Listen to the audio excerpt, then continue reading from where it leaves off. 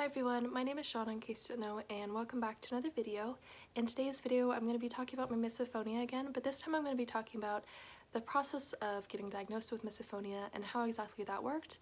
Misophonia is a condition in which certain noises cause me physical pain in my ears, and the physical pain then caused me to get depressed, and sometimes it caused me to get angry. Sometimes it causes anxiety attacks. It looks different in different people, but essentially the major things to look out for misophonia is if certain noises are causing some sort of emotional or physical reaction in a person. I've talked about misophonia before on my channel, and I will link that video down in the description below, but today specifically I want to talk about how I got diagnosed with it because it was a long process to get diagnosed, and I'd rather that people watch this and think that they might have misophonia and reach out for help based on watching this video instead of going through what I went through. So basically what happened was in early 2018, I noticed that one of my family members, when they were eating, would cause me to get a panic attack and to just freak out. And I started eating in a different room, and we didn't know what this was. Later, when I lost weight from not eating enough because of nausea from a different medical condition, I went into the doctor and I told her that I was having issues with hearing one of my family members eat their food, and that was sort of attributed to an eating disorder. And I disagree with the diagnosis of an eating disorder. I firmly believe that I was misdiagnosed and that I should have never got that diagnosis in the first place. And I'll go into that in a later video. It's sort of a hard topic to talk about, so I've been waiting for the right moment to talk about that, and today's not that day. But basically what happened is, in this eating disorder program that I was in for like a week, they were just like trying to work on that a little bit too, and just trying to get me to like get over it. And their idea was like exposure therapy, like that's the way to get over it. And yeah, after I left that eating disorder program, it sort of continued on the same path. I couldn't be around that family member when they were eating, but then it gradually expanded to I couldn't be around them when they were coughing and sneezing or anything like that, and eventually it got so bad that it spread to other family members and I couldn't be around them eating, and then I would have to go upstairs when they were eating. I couldn't even just be sitting in the dining room when they were in the living room or anything like that. And so it got really bad. What started off as just an anxiety attack when they heard the noise morphed into physical pain in my ears, and then it morphed into depression. As you can imagine, living in a household with people who have noises that cause me a lot of distress and depression and pain is really challenging.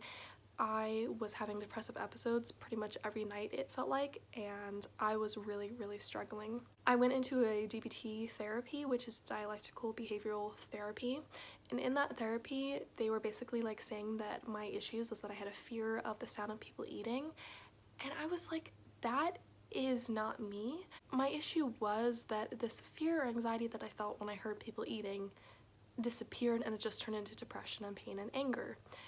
And so it didn't really feel right to say that I had a fear of people eating, and then also the fact that I had issues with things like coughing and sneezing and sometimes sniffling noses and those type of things. I was like, this really does not fit me. I don't have a fear of people eating. Now, as you can imagine, this was really difficult to have people not understand me. I got in tons of fights with my family members. And I'm not trying to like shade or hate my family members right now, it just is what it is because I had a condition that we didn't understand and didn't know about, so it caused a lot of rough things and difficult things to happen with my relationships with my family members. I feel like I'm not as close to them now as I was before I got misophonia, and it just is what it is. There's nothing that we can really go back in time and fix. So it just basically continued the same way through 2019, and then more and more noises kept getting added to my issues, and there was like trade noises and other things like that. And then in January of 2020, I went and saw a doctor that was in a different city, and I saw them for POTS, which is my other main medical condition that I'm suffering from. And they were getting on me and like saying that, oh, you're making it really hard for your parents and whatnot, and I felt really bad and depressed about it. So as you can see, it took a while to get diagnosed because 2 years after I had the condition, I was still struggling from it, and people were still not trying to help me figure out what was going on and just trying to make me feel bad about it so that I'd behave or whatever, and people just were blaming me on this fear of eating. However, one thing came to another. Some social media posts happened. I think that my parents found like social media articles, and eventually we came across the phrase misophonia. Now, after we came across the phrase misophonia and read about it, we were like, this really seems like it fits me, and this really seems like what I have. So we ended up looking around and we found some misophonia specialists, and we got a hold of one of them, and I had an appointment with them.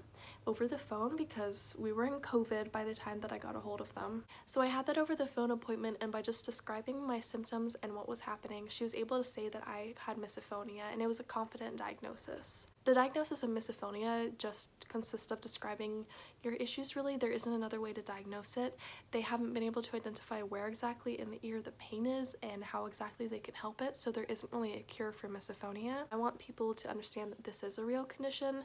And if you need help getting diagnosed with misophonia, I could give you a couple different names of people. We're in the time of COVID, so with a lot of doctors, you can do virtual appointments with them even if you don't live near them. And that's the only plus side to COVID, because before COVID, if they were in, say, like California and you lived in Georgia, you probably wouldn't be able to get a hold of them. But now with COVID, everything's virtual, so you can get a hold of them. So that is one of the amazing benefits that we have because of COVID. But there's not many positive things coming out of COVID. Let me just say that, like, COVID is real, it's tough, it's scary, but like virtual appointments, how we can do it with anyone in the country now, is awesome. So I really hope this video was helpful. If you have misophonia and you need any sort of support or anything, feel free to reach out to me on my Instagram. I don't check YouTube comments as much as I should, but I check my Instagram DMs a lot. I want to be here and be supportive to other people with misophonia so that hopefully people don't have as much of an issue with misophonia as I did. It's just good to get the diagnosis out of the way so that people understand why you're distressed from certain noises. If you want to, you can subscribe to me. I guarantee that I'll be posting more misophonia videos in the future, and if you have any questions about misophonia, feel free to leave them down in the comment section below. I will see all of you in a later video, and I hope all of you have a fantastic weekend. Bye!